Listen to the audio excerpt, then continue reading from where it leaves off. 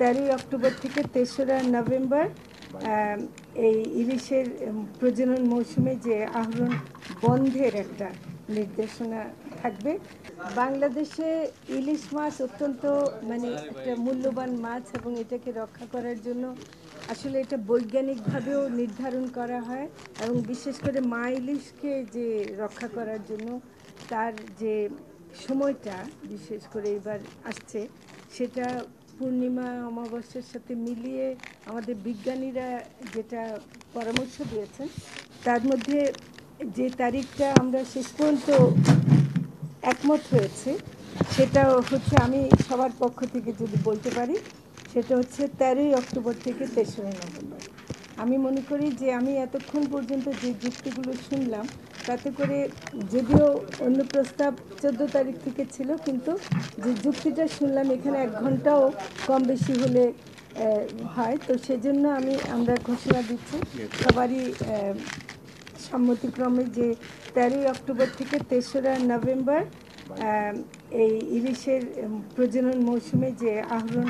বন্ধের একটা নির্দেশনা থাকবে এবং এই সময় আমাদের যারা আইনশৃঙ্খলা রক্ষাকারী বাহিনী আছেন, নৌবাহিনী আছেন, আমাদের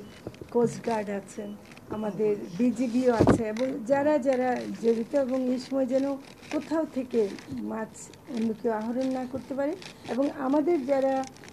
জেলে সম্প্রদায় আছেন বা আহরণ করছেন, যারা এর উপর জীবিকা নির্বাহ করেন, তারা যেটা দাবি করেছেন এবং তাদেরকে দেয়া হয় একটা, তাদেরকে মাছের সময়টা দেয়া হয়, একটা সহায়তা দেওয়া হয়, যেহেতু তারা মাছ ধরতে পারবেন না, তাদেরকে একটা সহায়তা দেওয়া হয়। সেটা তারা দাবি করেছেন যে আরেকটু বাড়াতে, আমরা এখন 25 কেজি চাল দেওয়া হয়, কিন্তু সেটাকে আমরা যদি সম্ভব হয় আমরা আলোচনা করে অবশ্যই বাড়াবো। তো সেটা এবং সেটা আমরা তো আলোচনা করব বলছি রেডিমেড,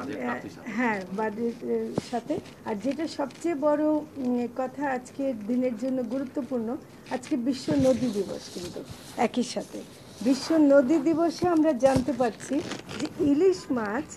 সাগর থেকে নদীতে আসতে পারছে না। এটা এই বিশ্ব নদী দিবসে অনেক কথা উঠবে, কিন্তু